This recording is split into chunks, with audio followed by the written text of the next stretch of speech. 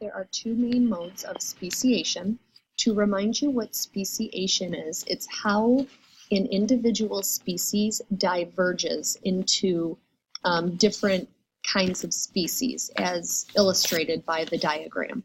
So if you look at the picture, you can see that in this original population of fish, there's a barrier, a somewhat barrier with the original population, but the fish can still go in and out from the two different sides of the water. Allopatric speciation is going to be where there's a geographic barrier between the two species, and they diverge from one another. And they become two different species because of that barrier.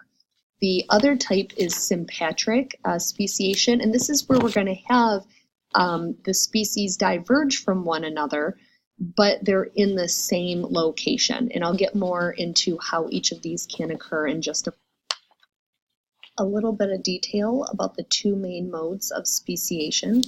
First, allopatric speciation. Allopatric means other homeland. These types of species are geographically isolated.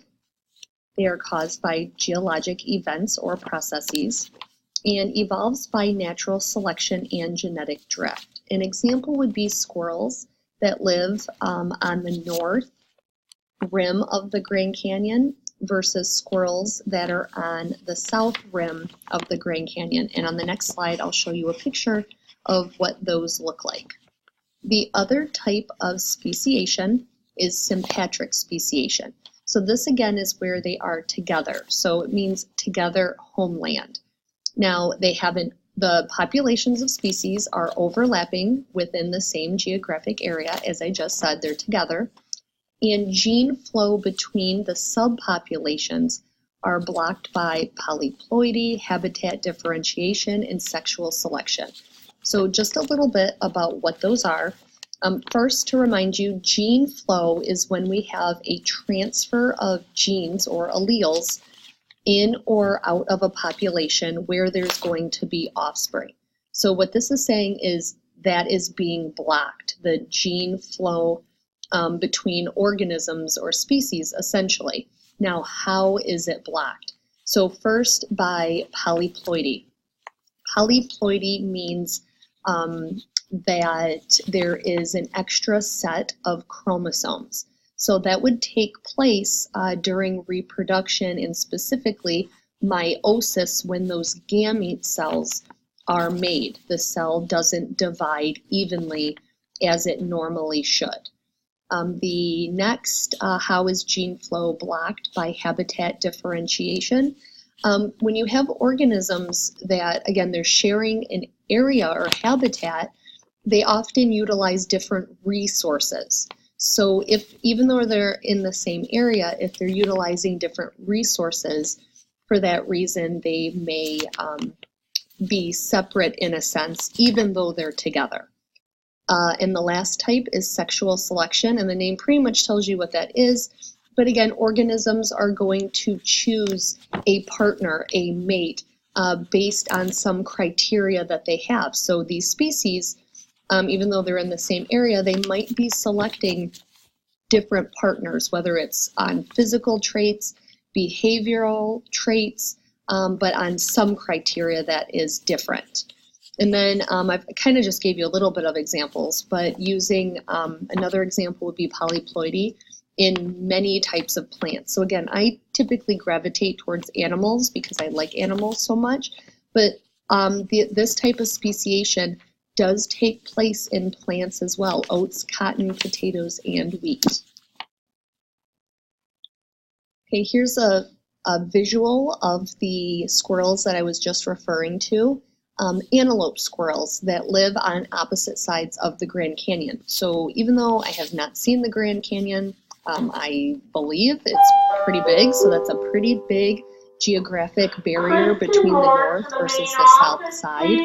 And again, if you look at these squirrels, like they're the same, but they're like different. So they would be different species, but the same genus. So again, that order of classification They're very similar, but they have significant differences between them. And again, speciation took place because of that geographic barrier, which is what allopatric speciation is.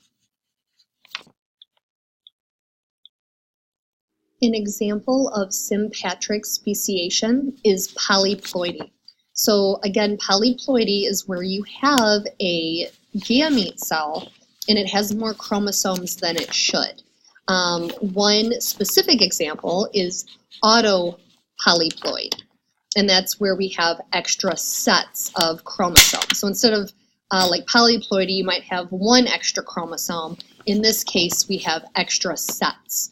So looking at the diagram on the left, you can see hopefully you can see that the original cell is a diploid.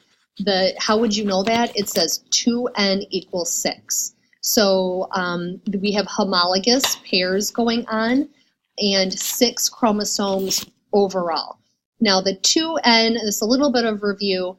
That represents that it has a homologous pair, another chromosome that is the same size. And you can see in that first picture that they're paired up. The homologous pairs are paired up. Now, what ends up going wrong? We have a failure of cell division. In this case, when the gamete cells are produced, we should have a N number only. Those chromosomes should not have a homologous pair. They should be single-stranded and by themselves. So we'd have a cell that has 3 chromosomes without that homologous pair. But if you look at this, instead of the number being cut in half via meiosis, there's a mistake and there's extras. So here we have a tetraploid cell, which would be represented by a 4N. So then when meiosis takes place, at this point, the tetraploid is going to become a diploid. But through fertilization, a diploid cell matching up with another diploid cell, that's going to create a new species that are all tetraploids, which again, your gamete cells, if you're starting with a diploid cell, your gamete cells should be haploid, having half of the amount of DNA essentially, or half the amount of chromosomes. Now, what kind of organisms do this? This is typical in plants. Strawberries. There are so many different kinds of species of strawberries. Me and you looking at them, most likely, they look like the same plant. There might be minor differences, but there's different amounts of DNA within their cells, which makes them different species. So some, again, are tetraploid.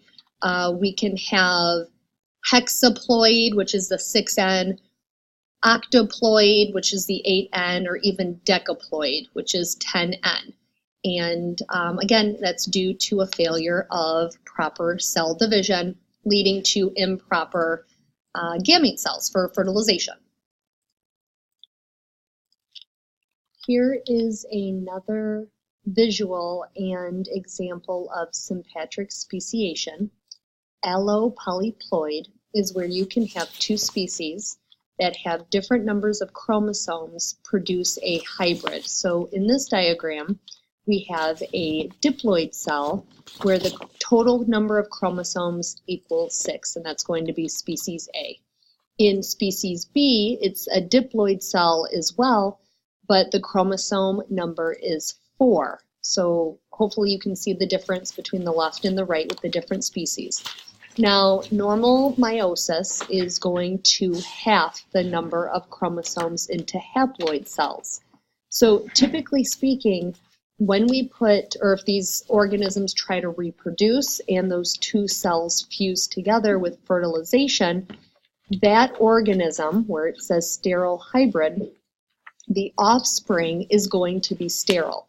The reason why is between the green chromosomes that came from species B and the purple color chromosomes, which came from species A, there aren't any homologous pairs. So part of making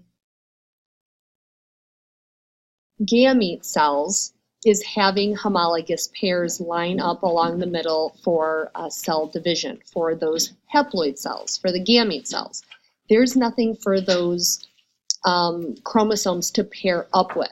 Now, throughout time, if some sort of an error takes place and the number of chromosomes actually duplicates, then that is what's known as allopolyploid, and that organism is able to go on and make fertile gamete cells and have viable offspring. So similar to the last type of sympatric speciation, which this typically, again, takes place in plants. Now, another way that this can happen is with asexual organisms. So where you see it says sterile hybrid with 5 chromosomes, at that step, if that offspring reproduces asexually, then that cell can be duplicated and basically like be cloned in a sense.